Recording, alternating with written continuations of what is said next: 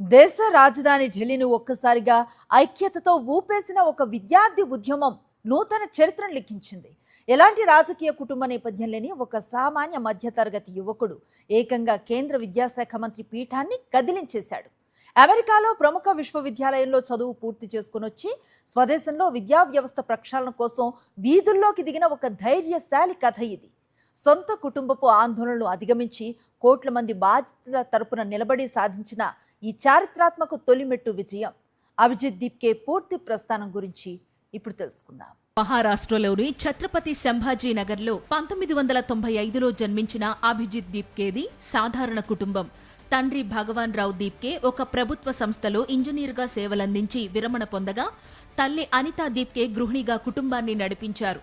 తండ్రి కోరిక మేరకు మొదట ఇంజనీరింగ్లో చేరినప్పటికీ సొంత అభిరుచితో మధ్యలోనే బయటకు వచ్చి పూణేలో జర్నలిజం పూర్తి చేశారు.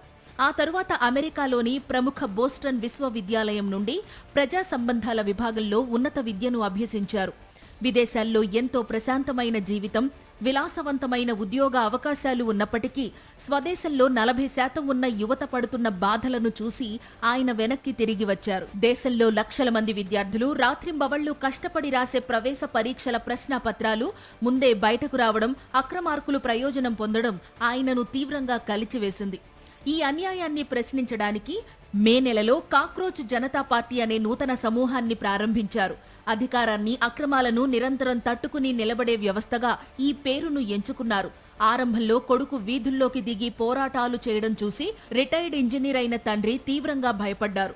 రాజకీయ అండదండలు లేకపోవడం, ప్రభుత్వంతో పోరాటం కావడం వల్ల కొడుకు భవిష్యత్తు ఏమవుతుందోనని ఆందోళన చెందారు.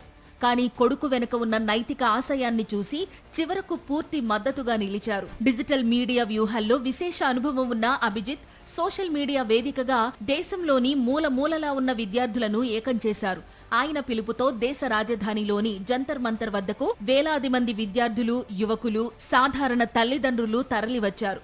ప్రవేశ పరీక్షల నిర్వహణలో విఫలమైన విద్యాశాఖ మంత్రి వెంటనే రాజీనామా చేయాలని డిమాండ్ చేస్తూ నిరసనలను తీవ్రతరం చేశారు.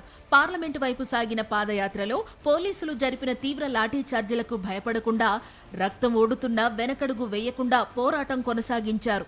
ఉచిత ఆహారం, మంచినీరు అందిస్తూ పరస్పరం సహాయం చేసుకున్న తీరు ఈ ఉద్యమానికి కొండంత బలాన్ని ఇచ్చింది.